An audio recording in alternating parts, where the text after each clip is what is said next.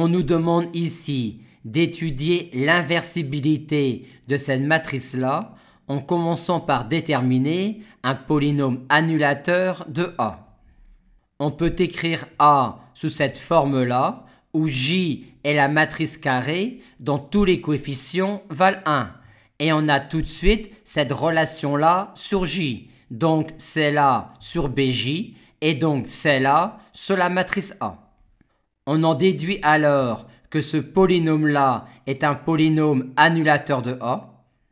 Aussi, si 0 n'est pas racine de ce polynôme-là, le polynôme aura un terme constant non nul et on aura donc, en développant cette quantité-là, un coefficient non nul devant i, ce qui nous permettra, à partir de cette relation-là, de construire effectivement une matrice qui sera l'inverse de A à droite et à gauche.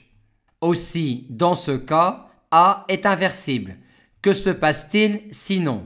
Si A est égal à B, toutes les colonnes de A sont égales et A est donc clairement non inversible.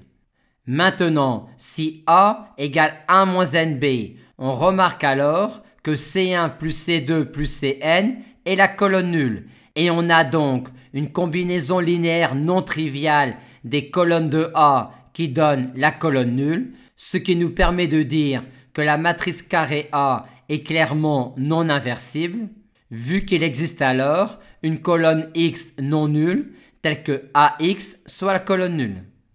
En conclusion, on a donc que A est inversible si et seulement si on est dans ce cas-là.